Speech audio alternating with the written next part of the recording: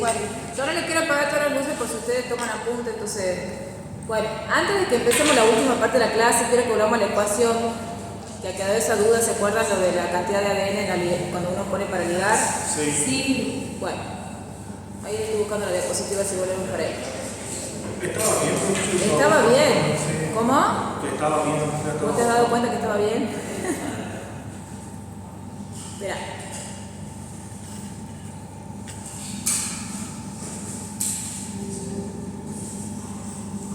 Ahí está.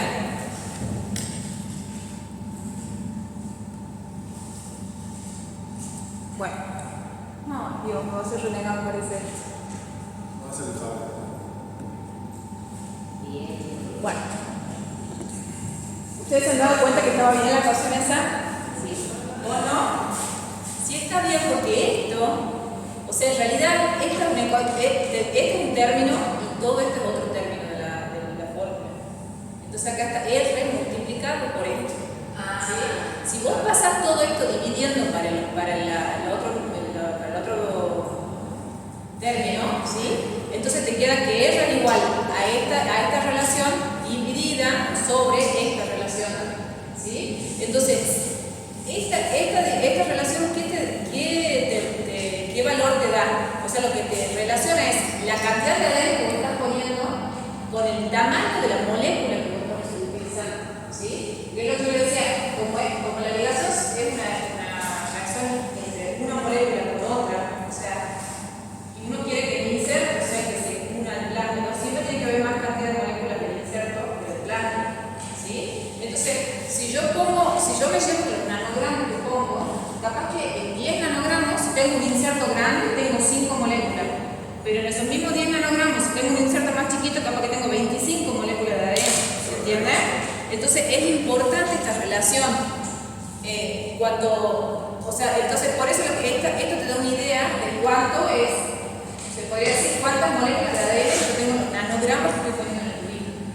Y ese valor, profe, de R que va entre 3 y 10 siempre te indica que va a ser mayor la cantidad de insertos. Exactamente. O sea, esta relación siempre va a ser más grande que esta relación.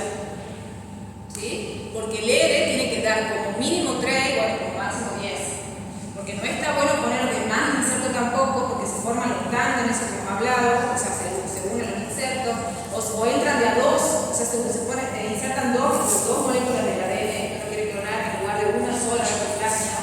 ¿Se entiende? ¿Ahora han entendido esto que está bien? ¿Sí? Entonces, esto es una relación y esto es una relación. Siempre esta tiene que ser más grande que esta, por lo menos 3 veces más. ¿Sí? Porque, como les digo, o sea, hay que tener en cuenta la cantidad de moléculas que uno está poniendo en los nanogramos que está agregando. ¿Sí? De cada una de las moléculas. Bueno. Ahora sí vamos a volver. Vamos a donde hemos quedado.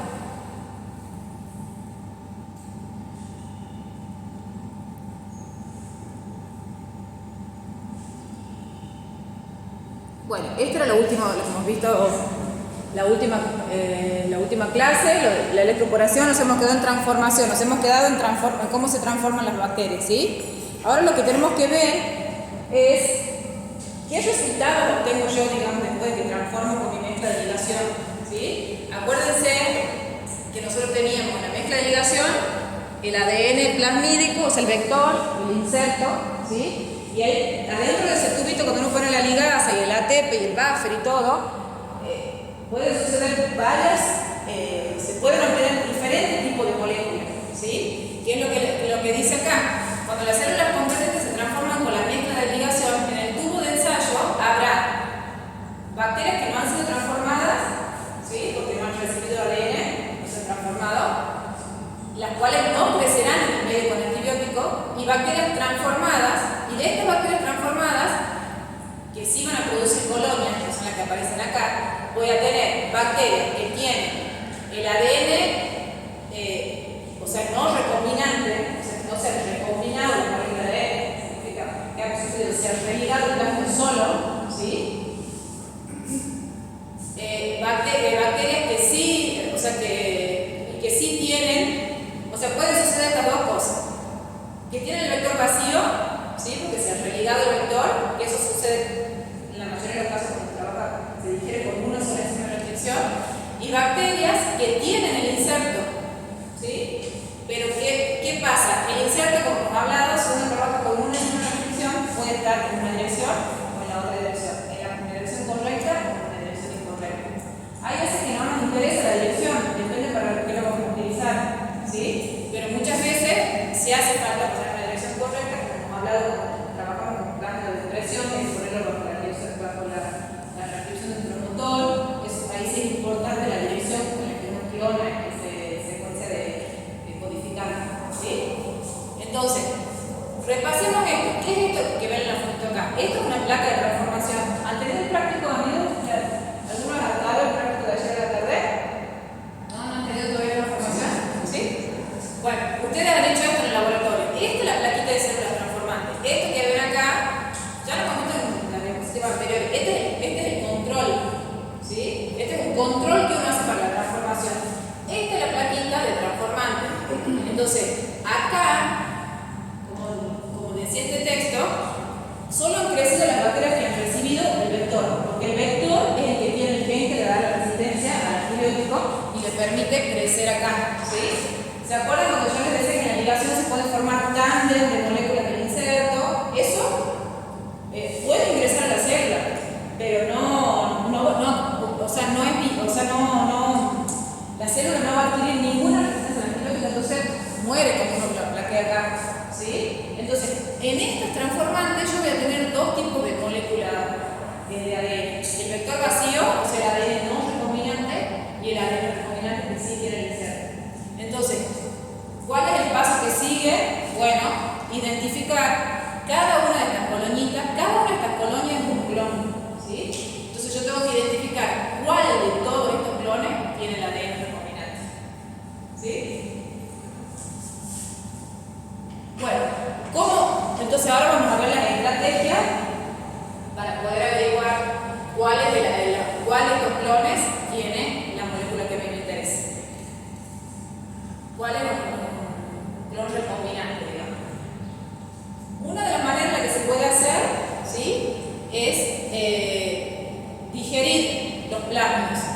Tenemos que diferenciar entre estos dos tipos de moléculas, ¿sí?, entre el vector vacío y el que tiene el inserto. Entonces, ¿qué se puede hacer? En este caso, lo que podemos hacer es primero digerir con una enzima de restricción, o sea, linealizarlo al plasma, cortarlo acá y en el otro que se corte, las dos moléculas. A ver, para que ustedes se imaginen, se contextualicen, ¿qué es lo que se hace? De esta placa que ustedes han visto acá, ¿sí?, lo que hay que hacer es tocar con un palillito cada una de estas colonias y rayarla en otra plaquita, ¿sí? O sea, poder identificar cada uno de esos clones e identificarlo, poner clon 1, clon 2, clon 3, clon 4, ¿sí? Y después, a partir de eso, de esa placa nueva, que también tiene que crecer con antibióticos, de ahí yo empiezo a estudiar el clon, ¿sí? O sea, que hay que tomar varias de acá, rayar en otra placa nueva, por estría, para poder identificarla, para poder estudiarla cada uno, porque si yo saco de acá y después vuelvo a esa placa y digo, uy, ¿cuál era lo que realmente estaba estudiando? No se puede. Entonces, a partir de esto se hace una placa nueva, se realizan varios clones para poder encontrar alguno que sea el recombinante, y ahí se empieza el estudio de chequear cuál es el que tiene el inserto, ¿sí? Profe, sí, ¿se lo puede poner en un medio con antibiótico? ¿A qué? O cuando lo traspasas para obtener. Tiene que ser en medio del mismo antibiótico, sí. Porque lo que vos querés es la de por eso se llama presión selectiva, se hace en ese caso. ¿Qué significa eso? Que uno lo hace crecer en medio con antibiótico para que las bacterias no lo pierdan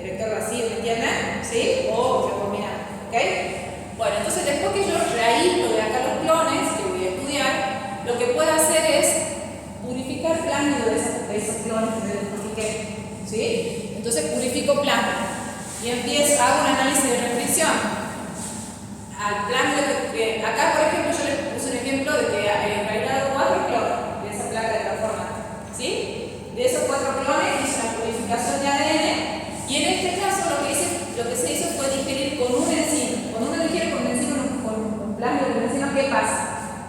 ¿Qué le pasa al plasma? Se linealiza, ¿sí? Entonces, lo que voy a hacer es esos plasmidos linealizados a todos los clones, los trato con la misma enzima, el plasmido se linealiza y después un gel de electroforesis. Entonces, lo corro el gel de electroforesis con un marcador de peso molecular, que está acá. Esta sería la representación del marcador de peso molecular. Entonces, ¿qué veo acá? Que hay un clon que tiene menor tamaño. Todos los otros corren más arriba, o sea, tienen menos movilidad, ¿sí? Por lo tanto, si tienen menos movilidad, ¿cómo son estas moléculas con respecto a esto? Más grandes, ¿sí? Entonces, ¿qué idea les da eso a ustedes? Que estos tienen el inserto, ¿sí? Este está vacío, ¿sí? Por eso esta molécula es más chiquita que esta. Siempre cuando uno hace este tipo de ensayitos hay que poner acá, esta bandita es el plásmido, el original, que ustedes lo utilizan como vector, para que me dé un parámetro de que si hay un clon que está vacío, un plásmido que está vacío, tiene que correr exactamente igual que este, ¿sí? Si no lo he puesto no lo pude agregar el pocillo de la electroforesis, bueno, no importa, porque yo con este marcador de peso molecular puedo saber qué tamaño tiene mi vector y lo puedo decir, no, esta banda sí coincide exactamente con la banda del marcador que es el peso molecular de mi vector, ¿sí? Bueno, entonces este gel me está diciendo que el clon 1, el 3 y el 4 seguro tienen algo, porque corren más arriba, o sea, si tienen un tamaño mayor que el vector vacío, ¿sí? Bueno, otra manera es utilizando 2 enzimas de restricción para que se libere este fragmento, ¿sí? Corto acá y corto acá y que se libere el fragmento, ¿sí? Entonces, es lo que ustedes ven acá, análisis de restricción con 2 enzimas que permiten ver la liberación del fragmento clonal. Entonces, estamos de vuelta, este es el vector, ¿sí? Y si yo lo digerí con 2 enzimas, tengo que ver 2 moléculas, esta grande que corresponde al vector y esta chiquitita, 2 fragmentos, este es el del inserto, y es lo que se ve acá, ¿sí? Eso es lo que uno espera, este es el patrón de digestión que uno espera cuando hay algo, cuando se ha insertado el fragmento, ¿sí? Fíjense que en el 2 no hay inserto, igual que acá era más chiquito cuando lo linealizábamos, el plasma era más pequeño y acá no se libera nada, porque no hay inserto, ¿sí? Otra cosa que puedo hacer es hacer una PCR diseñando un primer que me levanten el fragmento que yo he clonado, ¿sí? Entonces hago una PCR con un primer que me levante, que amplifique el fragmento que yo he clonado. Entonces en los clones que haya ADN recombinante se va a producir la PCR, va a haber amplificación. En los clones que tengan el vector vacío, los primers, los observadores no van a tener dónde unirse en el vector porque no tienen la secuencia complementaria. Entonces, ¿qué va a pasar? No voy a ver ningún fragmento, ninguna molécula de ADN del gen cuando lo corro en la galosa, ¿sí? Esas son las maneras de chequear entonces si es que tengo el inserto o no. ¿Puedo usar una sonda? Una sonda de ADN. ¿Cómo te imaginas vos? Tiene que ser específica del fragmento ese. O sea, que tenga ese observador que tenga una sonda, que tenga pegado una sonda. Una sonda molecular. Pero si no tenía, ¿cómo se identifica con la sonda del vector y el inserto? Claro, pero la sonda tiene que ser específica para que se cuente. ¿Y cómo se todas las bases de ADN son iguales? Claro, porque es chiquita la sonda, entonces se va a poner en cualquier parte del DNA. Claro.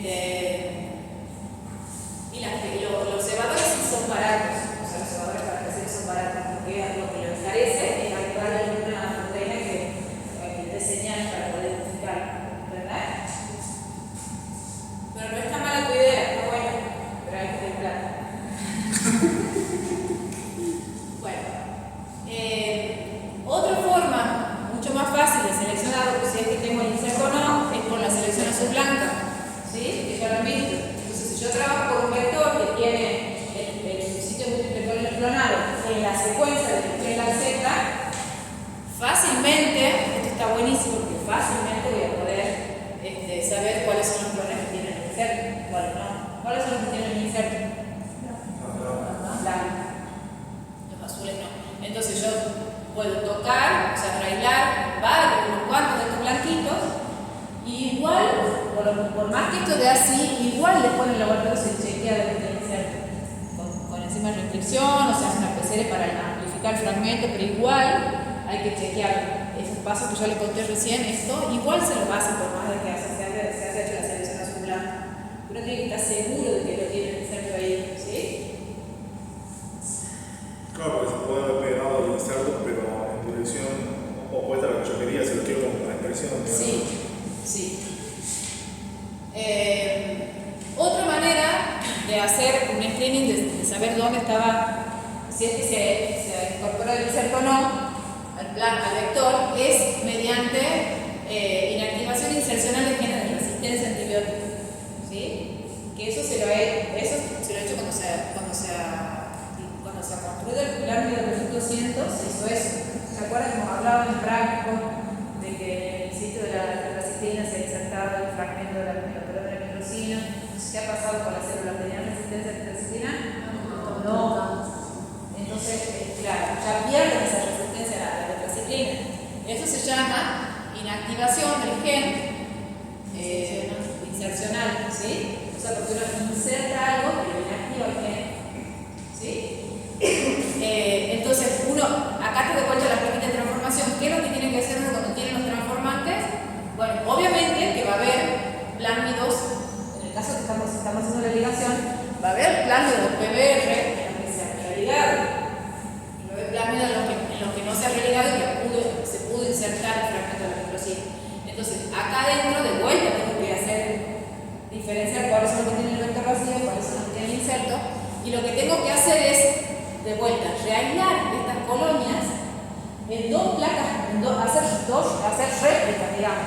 Una placa que tenga ampicilina y otra que tenga tetraciklina. Entonces yo voy a tocar una de estas colonitas, la hago crecer la raíz de la ampicilina a la misma colonia, la raíz de la tetraciklina, ¿sí? Hago eso con varios clones y al día siguiente, cuando crezca, ¿cuál es? Claro, y que no presione tetraciklina, ¿sí? Entonces ese va a ser el clon que tiene el inserto, ¿ok? Sí, la causa sabemos que tiene el inserto, pero no si se insertó bien, ¿verdad? Exacto. Ahora lo vemos eso. Ahora vamos a ver, esto es para ver en qué dirección se insertaron, ¿sí? Acá les puse el ejemplito. Ustedes tienen un vector que tiene 3 kilobases, o sea 3000 pares de base, y este es el inserto, ¿sí? Entonces, se puede haber clonado en esta dirección o en esta dirección. Según para este ejemplo, esta es la dirección correcta, ¿sí? Entonces, como uno por lo general sabe cuál es la secuencia, cuál es como he estudiado antes, en las clases anteriores, si uno ya conoce la secuencia del gen, sabe que es una restricción corta adentro. ¿Se acuerdan que se hace un mapa de restricción para poder saber qué enzimas se usan? Entonces, uno puede saber qué enzimas de restricción cortan en el medio del inserto. En este ejemplo, por ejemplo, ven que SHO1 corta en esta sitio, ¿sí? O sea que deja 800 pares de base para el extremo 5' y 200 pares de base para el extremo 3', ¿sí? Entonces, ¿qué hacen ellos? Bueno, digieren con EcoR1, perdón, no, en este caso utilizan el SHO1, o sea, y acá hay otro sitio para SHO1, ¿sí? Entonces, si está en esta dirección, lo digieren y se va a liberar un fragmento que va a tener 800 pares de base, y acá hasta acá hay 800 pares de base, si está en esta dirección. Si está al revés, ya se hace más chiquito el fragmento que se libera, de acá hasta acá hay solamente 200 pares de base, ¿sí? ¿Ven? Entonces, se va a liberar un fragmento más chiquitito. ¿Ok? ¿Lo entienden? Sí. Tiene que ver, digamos, el tamaño del fragmento para que yo lo pueda después determinar el principio. Vos tenés que saber cuál es tu tamaño del fragmento y cuando lo cortás con la enzima que vos elegís, qué tamaño se te van a liberar. Capaz que vos tenés un fragmento mucho más grande que este, o sea, pero vos tenés que saber cómo es el patrón cuestión con la enzima que vos estás utilizando. ¿Entendés? Vos sabés la secuencia, sabés en qué sitio corta la enzima que has elegido, entonces vas a ver, bueno, de acá para acá me libera tal fragmento, de acá para acá se me libera tal fragmento. ¿Sí? Y elijo alguna enzima que esté por fuera en el sitio multiplano del plasmido y corto. Puede ser la misma enzima en este caso, podrían haber utilizado PAM y yo también. ¿Sí? Eco de uno no la podría haber usado porque directamente Sacaría todo el fragmento, exactamente. Pues directamente lo perdería. Te saca todo el fragmento y no puedes saber cómo uno de los extremos te tiene que quedar pegado al plasma. ¿Sí? Entonces, de esa manera, yo ya sé en qué orientación está. Si me da, en este ejemplo, si me da, cuando yo hago una electroforesis, ¿sí? ¿Qué me va a dar? En la calle 1 está el vector linealizado, ese vector que estaba vacío, ¿sí? En la calle 2 tengo que ver que se libere el fragmento de 800 pares de base, que yo con el marcador puedo tranquilamente identificar, ¿sí? Y me va a dar otra bandita que va a corresponder al vector más los 200 pares de base que he quedado ahí, ¿sí? Y en el caso de que esté en la manera incorrecta, ¿sí? Se va a liberar un fragmento más chiquitito de 200 pares de base y el vector va a llevar unido todavía el resto del fragmento de DNA que tiene 800 pares de base, por eso pone un poquito más arriba, ¿sí? Acá en matemático también, ¿no? Uno empieza a sumar 800 pares de base más 3000 del plasmido más esto y tiene que coincidir con la manita de acá, ¿ok? Profe, igual, por ejemplo, en un vector de expresión, digamos, que yo tengo un solo promotor, una sola dirección. O sea, si yo le inserto, digamos, la resistencia bicilina, digamos, ya con la selección, además ya la ventaja. Sí, pero vos no siempre trabajás con eso sería que vos trabajés con que vos quieras clonar un gen que te dé alguna proteína que vos la puedas detectar, pero hay montones de genes que no se los puede detectar así nomás. ¿Entendés? Entonces, sí o sí necesitas, sí. ¿Han entendido esto? Sí. Sí. Bueno, ahora vamos a empezar a ver un poco de los genes marcadores. ¿Qué son los genes marcadores? Es un poco lo que estábamos viendo recién. Tenemos los marcadores de selección, ¿sí? Que son los que hemos hablado recién, esos que como cuando se construye el retorno 200, ¿sí? Que son los que le confieren a la célula la capacidad de sobrevivir en un medio que tiene algún tipo de selección, ¿sí? Esos son los genes marcadores, como lo que tienen los plasmidos, ¿sí? Entonces, cuando uno transforma una célula, estos genes le dan la capacidad a las células de crecer en estas placas porque tienen el gen de resistencia, ¿sí? Y los otros tipos de marcadores son los marcadores de screening, que son los que me sirven para, o sea, que le dan un fenotipo especial a la célula y me van a permitir saber qué célula es la que lleva la proteína o el gen de interés, ¿sí? En este caso, un ejemplo de estos marcadores de genes es la célula, ¿ok?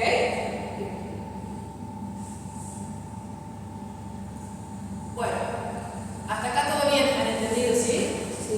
¿Sí? Bueno, veamos entonces ahora otro tipo de genes, los genes reporteros. ¿A qué les suena a ustedes los genes reporteros? Sí, emiten una señal, o sea, reportan algo, están avisando algo, están informando de algo, ¿sí? Son reporteros. ¿Para qué se los utilizan? Bueno, ¿qué son? Son genes que codifican proteínas, pero proteínas que son fáciles de detectar y de cuantificar, ¿sí? En muchos casos hay montones de genes reportores que no hace falta romperla a la célula para detectar la su actividad, ¿sí? O sea, se puede hacer un estudio en vivo, vamos a ver un poquito más adelante. La expresión de los genes reporteros se las puede cuantificar de la actividad de la enzima, digamos, y para eso se usan reacciones colorimétricas, se determina color, se determina luminiscencia, luz, o se puede también determinar fluorescencia, ¿sí? Los genes reporteros no deben afectar la fisiología de la célula, ¿sí?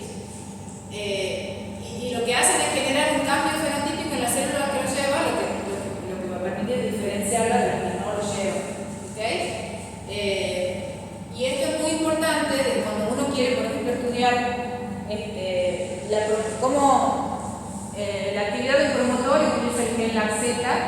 para estudiar la actividad de un promotor. Entonces transforma una bacteria con esa construcción que uno ha hecho. El promotor que uno está estudiando, el gen laxeta, y quiere estudiar cuánto se expresa el gen laxeta bajo la dirección de ese promotor. Bueno, la célula donde yo inserto, donde yo transformo esa construcción, no tiene que producir de por sí el gen laxeta. Cuando yo vaya a hacer la medición de la actividad del gen de la bacteria galactosidasa, está metiendo ruido ahí, porque también está la actividad de la beta galactosidasa nativa de la célula. ¿Entiendes? Entonces, cuando uno utiliza un gen reportero, no se debe expresar de forma nativa en la célula o en el organismo que está trabajando. Entonces, ¿cómo sería más o menos? Acá le puse un diagramita de cómo se hace esto. Cuando uno quiere estudiar un promotor, por ejemplo, yo elijo el promotor, hay que clonarlo por el de arriba, perdón, este sería el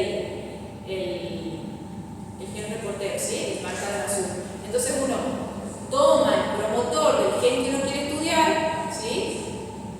Lo clona en este vector que tiene el gen reportero, por el de arriba, para que este gen reportero se transcriba según la actividad de este promotor, ¿sí? Entonces se transcribe el gen y siempre los genes reporteros codifican para una proteína que emite algún tipo de señal, un color, una fluorescencia, luminiscencia, como la que recién, ¿sí? Y la intensidad de esa señal va a ser proporcional a la actividad que tiene el promotor, ¿sí? ¿Para qué me sirven los genes reporteros? ¿Sí? ¿Puedo utilizarlo para estudiar la expresión de genes de interés? O sea, yo quiero saber en qué condiciones se expresa yo estoy estudiando un gen y quiero saber si la temperatura lo afecta a la expresión, si yo, por ejemplo, no sé, estoy trabajando con ratones y si ese gen se expresa más en el hígado que no sé, en el intestino, ¿sí? Entonces, para eso, puedo utilizar estos genes reporteros para estudiar la expresión de un gen, ¿sí? Entonces, ¿qué tengo que hacer? Como habló recién, tengo el promotor de ese gen, ¿sí? Tengo que amplificarlo, o sea, identificarlo, clonarlo en un vector que tiene un gen reportero. Entonces, eso se va a generar un ADN recombinante que va a estar el gen reportero va a estar bajo la dirección del promotor, entonces uno va a poder cuantificar con la enzima reportera cuál es la actividad, cuál es la expresión del gen, ¿sí?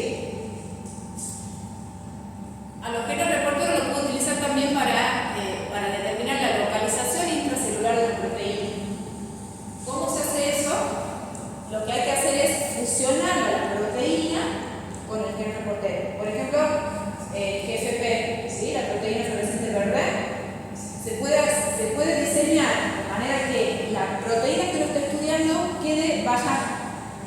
se hace como un gen grande, que se llama una función traduccional, en el que la misma proteína ya tiene unida el GFP, ¿sí? Entonces, adentro de la célula esa proteína se va a sintetizar y la proteína se va a ir al sitio de la célula donde ella le corresponde, y como tiene pegado el GFP, uno va a poder determinar hacia dónde se ir, ¿sí? Que es más o menos este ejemplito que se le muestra acá. Entonces, fíjense, esta es la proteína de fusión, una función traduccional, entonces es como si fuera una sola proteína que tiene pegado, acá les dice EFP, que es otro tipo de proteína fluorescente, ya lo vamos a ver. Entonces, en este ejemplo, si se sintetizara solo la proteína del EFP, bueno, uno ve la bacteria, o sea, que está en cualquier lugar, ¿sí? En todo el citoplasma. Pero si se fusiona con la proteína que uno está estudiando, uno puede saber en qué lugar de la célula se ha ubicado esa organela, por ejemplo, esa proteína, lo que sea, ¿sí? ¿Se entiende? Y también me sirven estos genes reporteros para marcar células y poder identificarlas. Este es un ejemplito, no se ve muy bien, pero esto es una raíz de una plantita, ¿sí?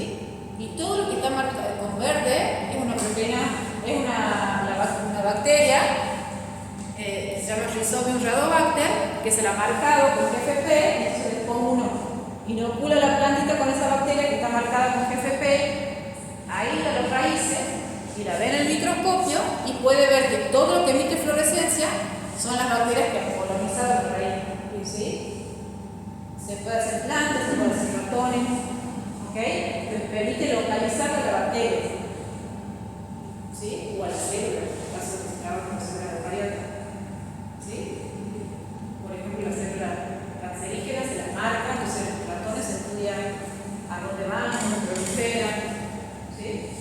Justo y esa la proteína básicamente no es tan grande como para que interfiera, por ejemplo, en el plegamiento y todo eso. Es chiquita y sí es una buena pregunta porque es muy importante de que vos logres, si haces esto, que la proteína no genere su actividad, tiene que seguir manteniendo su actividad.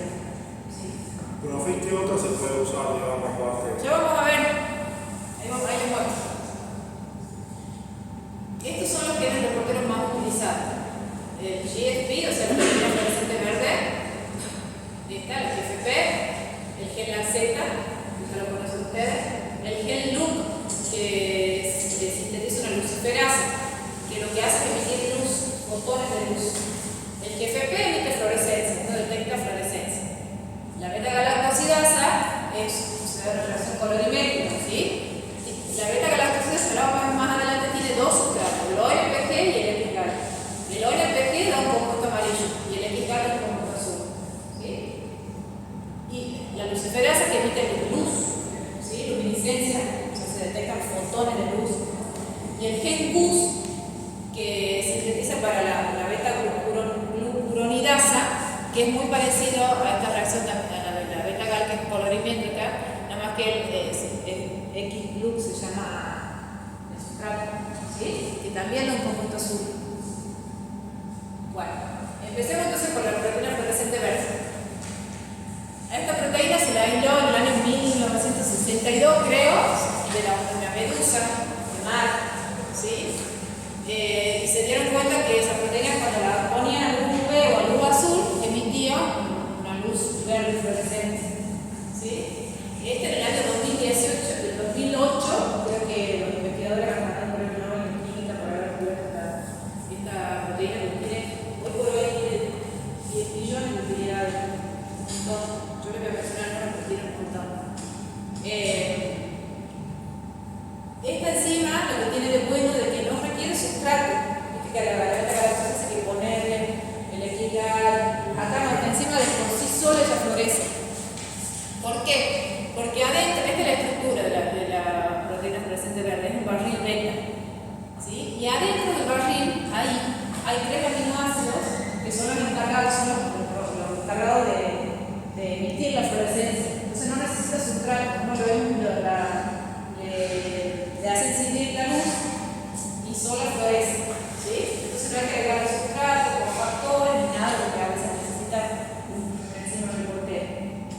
¿Ok? Bueno, ¿para qué se lo utiliza? Se lo utiliza muchísimo para estudiar la expresión de genes, ¿sí? Y para ver la localización de las proteínas adentro de la célula, del tejido, del tejido reciente. Mira, lo que nos preguntaba, la GFP está formada por 238 aminoácidos chiquitos, una chiquita. Tiene el cromóforo, constituido por 3 residuos en el centro del barril, y su estructura es un barril beta, ¿sí? Bueno, hoy por hoy ya se la conoce de arriba abajo, esa proteína se la mira estudiado, se sabe cuáles son las cadenas de aminoácidos, todo, se la conoce muchísimo, que es muy útil. Entonces, a partir de la proteína esta de la GFP, que es la nativa, de la que se aislaron, se han generado variantes. Una que emite luz azul, se llama blue, BFP por blue, la amarilla, yellow, y la ciana, ¿sí? Lo que han hecho es cambiarle diferentes aminoácidos a la secuencia de la proteína. Entonces, estas nuevas variantes emiten a diferentes longitudes de onda, entonces se ve de color distinto, ¿sí? Eso está bueno porque uno puede, porque muchas veces uno, por ejemplo, quiere estudiar cómo se expresan dos proteínas a la vez. Si se expresan juntas en el mismo lugar, si la célula. Entonces Entonces uno puede marcar una con un color, otra con otra, y así puede ver cómo es el comportamiento de las dos enzimas, por ejemplo, de las dos proteínas. ¿Sí? En este caso yo le pongo un ejemplo. Esta es una aplicación muy útil que se utiliza en la proteína fluorescente verde, se llama la verde, es la cian y la amarilla, para estudiar la interacción proteína-proteína. ¿Sí? ¿Qué se hace? Por ejemplo, acá en este caso quieren investigar si es que hay interacciones entre estas dos proteínas. Entonces, las dos proteínas las fusionan, como hablé al principio, con una molécula de CFP y del cian y del amarillo. ¿Sí? Entonces, lo que hacen es, ¿cómo logran estudiar esto? Mediante FRET. ¿Alguna vez han escuchado FRET? Sí, exactamente. ¿Qué es lo que sucede acá? Uno de estos fluoróforos, ¿sí? Uno lo excita, por ejemplo, en este caso al cian lo excita a 433 nanómetros, y si está alejado del amarillo, emite una luz, ¿sí? Y se lo ve, emite una luz a 475. Pero si están cerca, como sucede acá, se da lo que se conoce como FRET, que es la transferencia de energía de resonancia fluorescente. O sea, uno lo excita al cian, y esta energía, en vez de emitir una luz, la absorbe el fluoróforo que está al lado. Tiene que haber una distancia de menos de 100 amperios, tiene que estar muy cerquita las dos moléculas de fluorescente. Entonces, lo que emite este fluoróforo lo absorbe el que está al lado. Entonces, ahora el que va a emitir la luz es el amarillo, no el cian. El cian pierde esa energía de emisión porque la ha transmitido por resonancia al fluoróforo que estaba al lado. ¿Se entiende? Entonces, así uno puede saber si es que dos proteínas interaccionan o no. Las fusiona con dos fluoróforos distintos, y si están separadas, uno va a encontrar la señal de uno de los fluoróforos, y si se unen, encuentra la señal del otro fluoróforo. ¿Se entiende? Sería por la longitud de onda, digamos. El Claro. cian absorbe a 736, pero el IFP absorbe a 480, que es lo que emite el IFP, por eso lo puede absorber el amarillo. Exactamente. Tiene que estar solapadas. La energía, o sea, la longitud de onda del tiempo.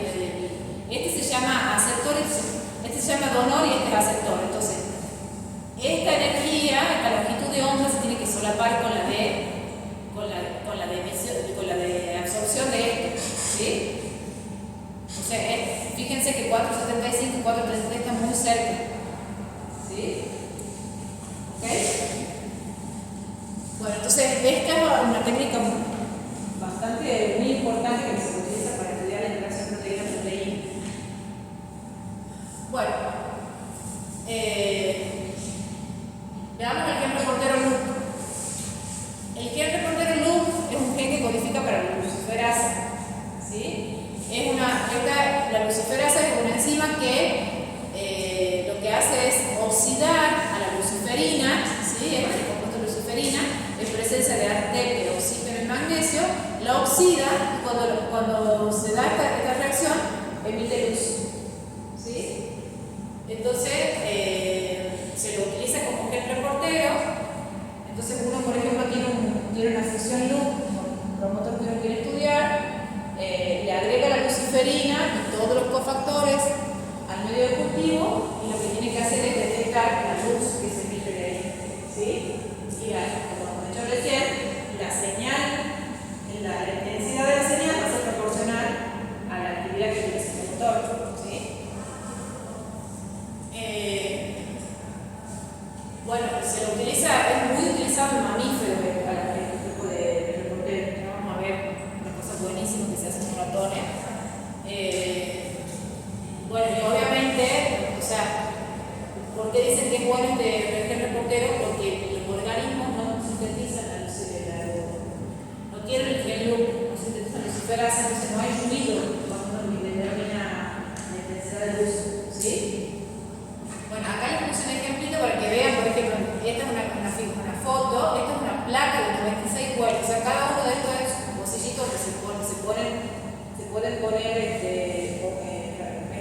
operación y se determina la emisión de luz. Entonces, cada una de estas filas son diferentes promotores en los que se ha estudiado la emisión de, o sea, están haciendo un reportero de luz, ¿sí? Bajo la emisión de estos promotores. Entonces, simplemente lo cuento para que ustedes vean cómo se ve la emisión de luz azul, ¿sí? A los diferentes tiempos. Por ejemplo, este promotor se ve que tiene actividad entre los 120 y los 300 minutos. Al principio, después se apaga, ¿sí?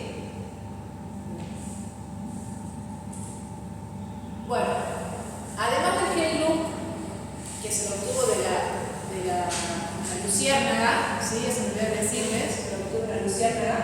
Hay otro gel look que se llama R-look, que se lo obtuvo de la renilla, que es un, si no recuerdo mal, es un organismo marino, ¿sí? Algas son.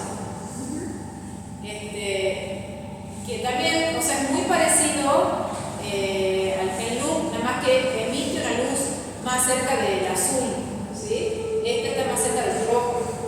Fíjense la diferencia en el longitud de onda. Y utiliza otro sustrato que es la colenteracina, ¿sí? Y también necesita oxígeno, pero no necesita como cofactor ni ATP ni magnesio, ¿sí?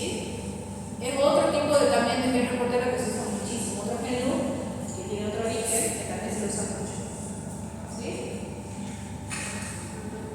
Bueno, esto es lo que yo les decía que se hace ahora, que está espectacular, que lo que se hace es trabajar con ratones, se determina en vivo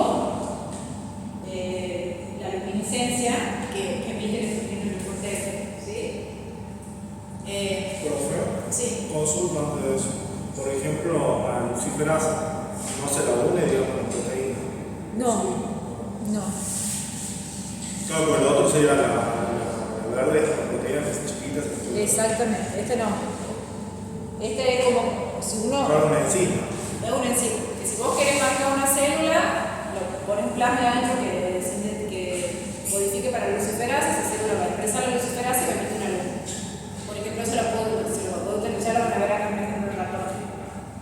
Si quiero saber cuánto se expresa un gen, lo pongo como el promotor del gen y ponerte abajo la región como célula, el gen loop, ¿sí? Depende de lo que uno quiera hacer. En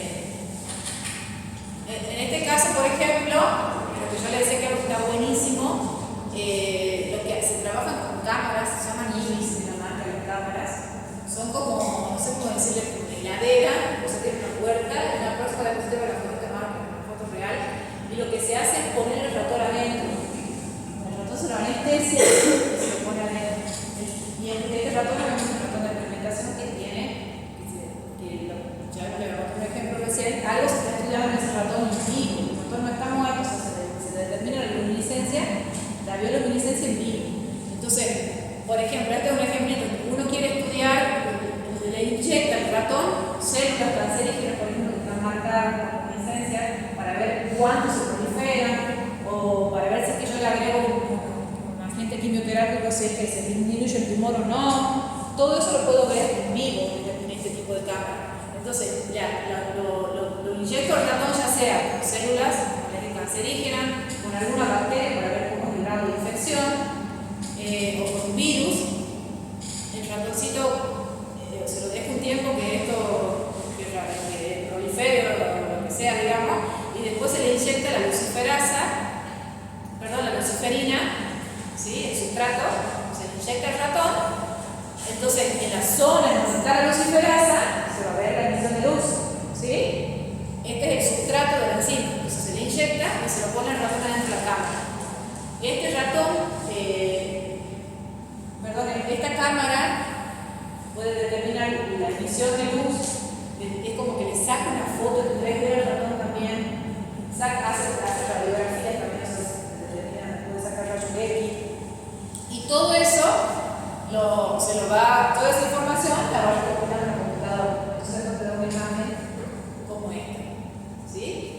Este es el equipo, que es como una heladerita chiquita, es un equipo que se puede poner en la mesada, digamos. ¿Qué tiene un nombre? ¿Cómo? ¿Tiene un nombre? ¿Ves? La marca registrada es IBIS y por ejemplo, puedes hacer imágenes de fluorescencia, de bioluminiscencia y de rayos X. ¿Sí? Por ejemplo, que yo les puse acá. Lo que hacen en este ensayito, en este estudio, un trabajo con cosas grande.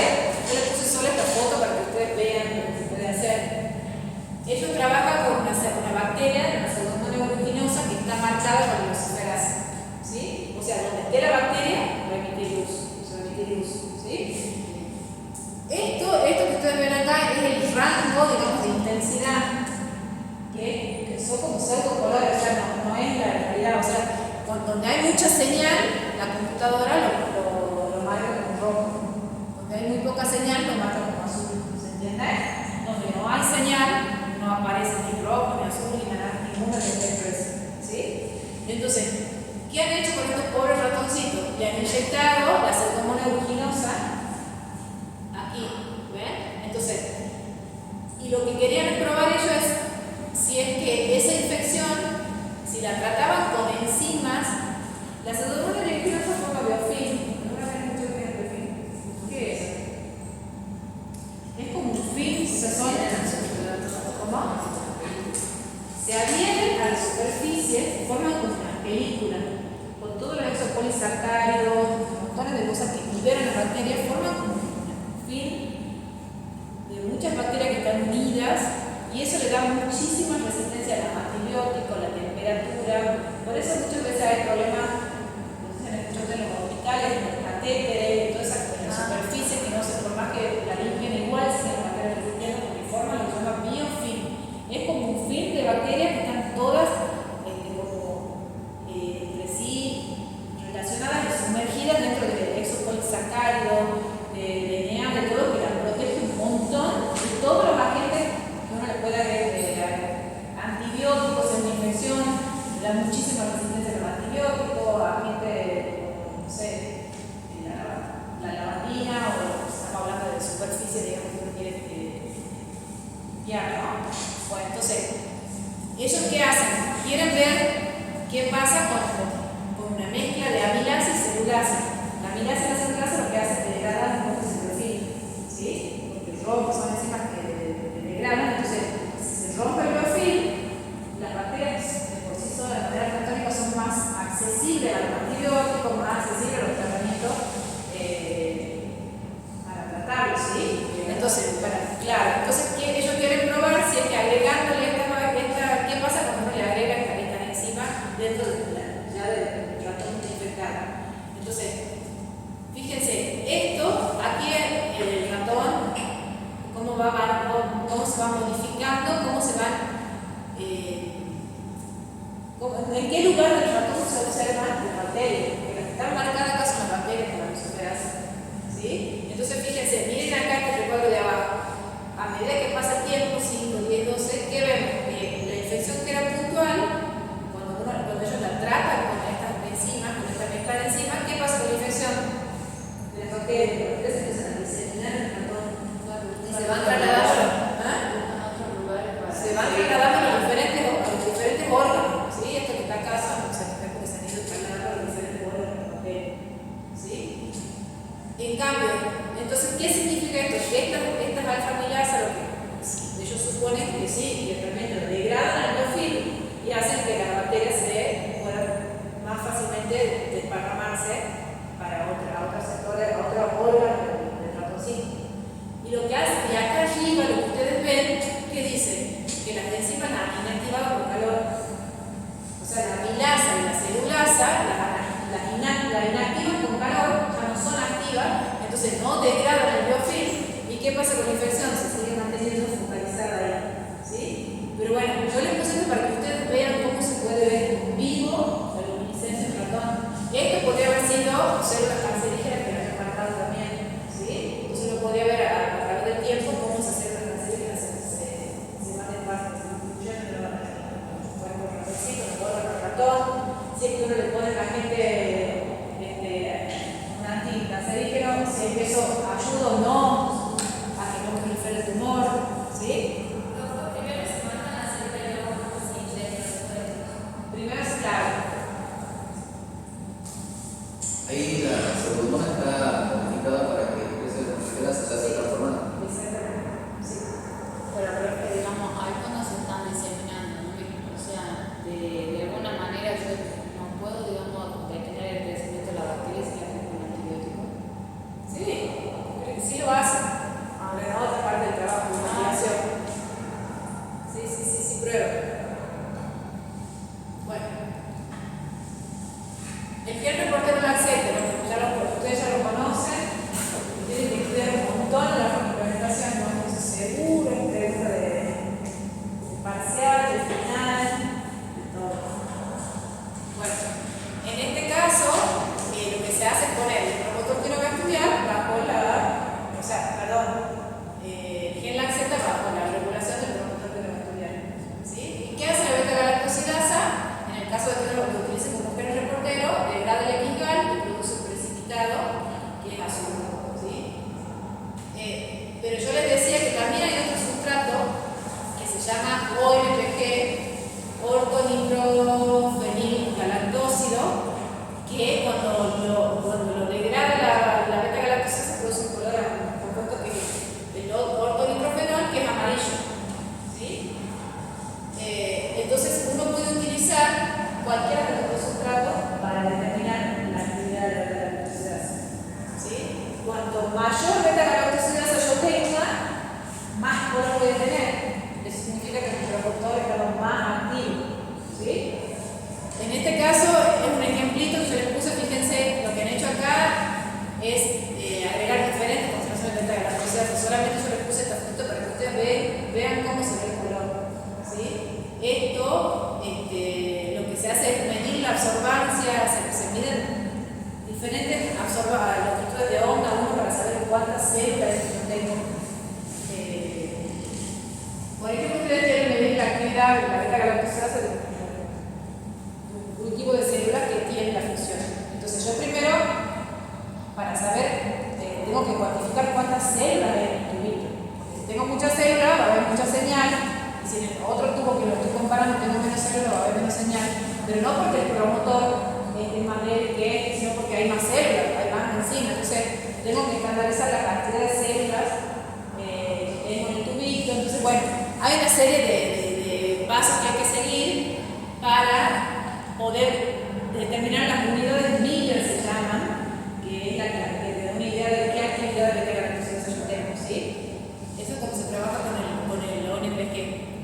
Y cuando trabajamos con el X-gal, bueno, es más o menos lo que venimos viendo, se puede utilizar para hacer el screening de la alfa complementación. Esto precipita. ¿Sí? Entonces, muchas veces por ahí no está bueno para medir el líquido, porque precipita el color azul. Y en este caso yo les puse un ejemplito, ellos marcan genes de la drosófila, de la hoja de la fruta, lo marcan genes que ellos estaban estudiando y que quieren ver cómo se expresa el desarrollo embrionario de esa conquista.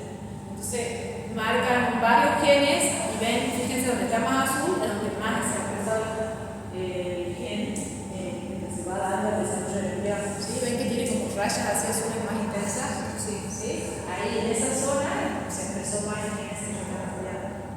¿Sí? O sea, por ejemplo, la beta-galactosidasa la usamos como screening con el reportero. Sí, exactamente. En este caso, cuando lo utilizas como reportero, es el gen completo.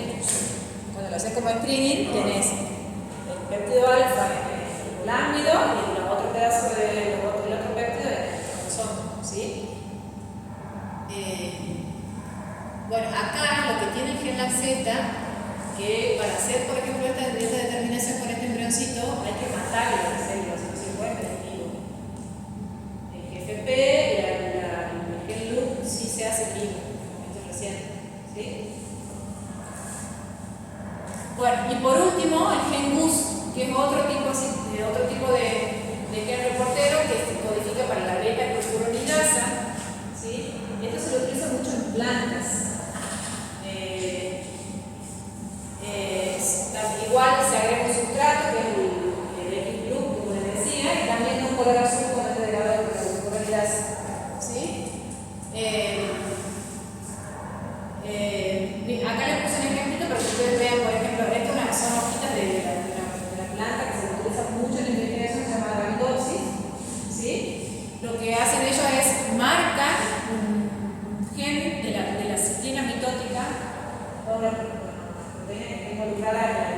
celular, encima que está disponible la dirección celular, entonces la marcan con el gen bus.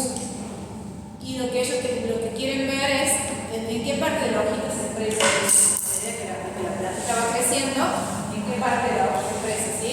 Entonces lo hacen, van determinando la actividad bus a diferentes días, ¿sí?